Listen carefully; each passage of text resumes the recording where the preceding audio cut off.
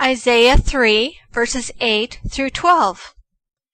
Random thoughts upon completing, sealed unto his coming. Writing a book using biblical text has done something to this author. First, it has caused him to be changed forever in many areas. Things which once were loosely considered now are arranged in different order and are reconfigured. Theologies have been challenged, and they lie in disarray about the desk of travail. Second, as scriptures were reviewed, a myriad of venues not cogent to the study at hand have created a tension which demands investigation. There has always been this great temptation to leave the major topic and chase down some path of interest, which has caused a large file to be formed with many compelling items. The Bible study for this month was one of those intriguing subjects. The third thing that happened was a change in the way the Bible was read. Awareness of chronological order and book arrangement in light of historical setting became very important. Certain passages formed composites and groupings which were not reviewed as such previously. In other words, instead of having a grip on certain truths, new understanding and revelation has torn away the outer skin to reveal a much more complex structure beneath, a larger spectrum to observe. In the months ahead, some of these aspects will be displayed in the monthly newsletter. Selah. Isaiah 3, verses 8 through 12. There is a national principle in these verses. It is large and comprehensive, though expressed in just a few words. It demands interpolation. It hovers over national politics, religion, and family.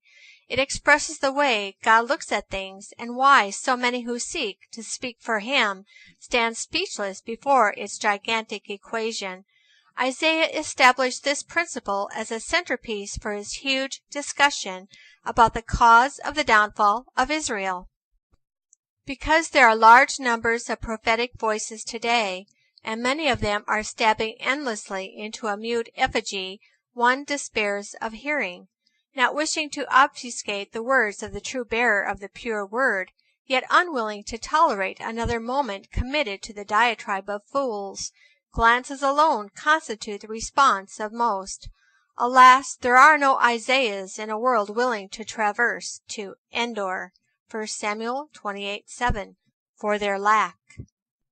Isaiah 3, verse 8, For Jerusalem stumbled, and Judah is fallen. Prior to this principle, a long list of deprivations and inadequacies were enumerated by the prophet who stopped to establish a marker. His marker stands like a huge monument to tragedy and ruin. Isaiah continued past this marker, but still it loomed large and visible throughout his treatise. For miles in either direction, its prospect was large and its message infectious.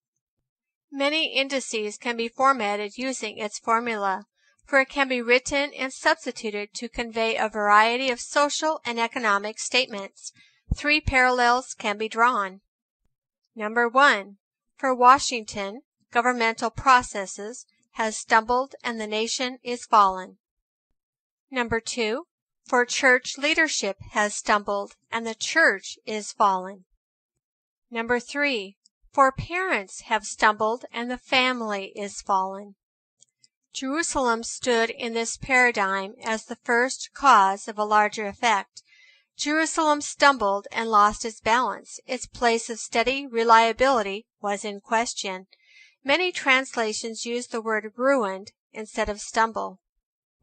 Stumble, Old Testament, koshel, a primitive root to totter or waver, through weakness of the legs, especially the ankle, by implication, to falter, stumble, faint, or fall. King James Version, bereave. From the margin, cast down, be decayed. Cause, to fail. Cause, make to fall, fall down, falling. Feeble, be ruined, be overthrown. Cause to stumble, be weak. BibleSoft's new exhaustive Strong's numbers and concordance with expanded Greek, Hebrew dictionary. Copyright 1994. BibleSoft and International Bible Translators, Incorporated. Instead of a strong alarm, there came an unsteady one. Instead of resting on a solid foundation, cracks of weakness appeared. Instead of being the center for moral and spiritual direction, it signaled compromise and the willingness to admit it espoused just one way in the midst of many ways. Jerusalem revealed the first sign of trouble ahead. Left unchecked and unquestioned, its tottering caused a nation to fall. Although it is unnecessary to pursue the three paradigms listed above, for they are self-evident, it is important to review the words of Isaiah which were connected to his principle. Isaiah 3, verses 8 and 9. Because their tongue and their doings are against the Lord, to provoke the eyes of his glory. The look on their countenance witnesses against them, and they declare their sin as Sodom. They do not hide it. Woe to their soul, for they have brought evil upon themselves. The prophetic mantle of Isaiah still operates in absentia. Without a modern counterpart to the prophet, it is obvious that his principle operates even today. God would have certainly been unjust to treat his people one way and treat all other models differently. Especially is this true when every underlying reason for the stumble of Jerusalem is present in modern society and in its religious circles. Again, Isaiah needs no deciphering, no tryst in the Hebrew or sachet into the real meaning of this passage. When Isaiah equated an historical example as a characterizing feature, he used Sodom. Like it or not, Sodom was and is an affront to all three arenas noted above.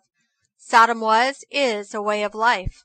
Sodom's character invaded every aspect of society and declared its intention in every forum.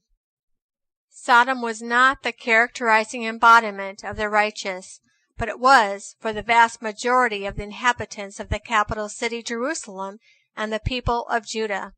This was why Isaiah penned the verses following his principle. However, these verses are not to be left without two comments. Number 1. To provoke the eyes of his glory is a serious matter. Lot stood provoked every day, hour, and moment while in Homoland. God's glory stood affronted by what he viewed.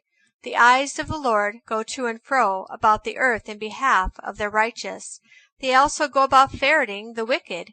Tongues may utter religious concert and content. Even songs may burst forth in seeming worship. But it is the doings which were observed. No need to intone a pulpit message here. It is self-evident. Number 2. Woe to their soul, for they have brought evil upon themselves. This verse stands to testify they shot themselves in the foot. A quick note to change the word brought to rewarded. It is as if there is a built-in element to the sin of Jerusalem and Judah. It is as if some principle of self-damning accompanies certain actions. Punishment follows as a natural consequence. So it does. Brought, Old Testament, gamal, a primitive root, to treat a person well or ill, benefit or requite, by implication of toil, to ripen, specifically to wean, King James Version, bestow on, deal bountifully, do good, recompense, requite, reward, ripen, serve, mean, yield. The Lord exempted the righteous from this treatise. Say to the righteous that it shall be well with them, for they shall eat the fruit of their doings. Notice the same principle in operation. Their doings are juxtaposed to those other doings. Isaiah 3, verses 10 and 11. Woe to the wicked! It shall be ill with him, for the reward of his hands shall be given him. There is no direct intervention here, for God declares that with the action comes the reward for that action. His only assurance is the reward is guaranteed. The Lord must have included verse 12 as an aside, as a glimpse into his thinking and concerns for his people. Isaiah 3, verse 12. As for my people, children are their oppressors, and women rule over them. One need only think of the current prospects for future national leadership or the incursion of CPS agencies to gain a picture of this truth. One need only interview one public school educator to be introduced to the mega-world of problems. One venture into the internet and it becomes obvious regardless of the search, whether in politics, education, economics, or religion. Isaiah 3, verse 12. O my people, those who lead you cause you to err. This concludes Dr. Oliver's study on Isaiah 3, verses 8 through 12.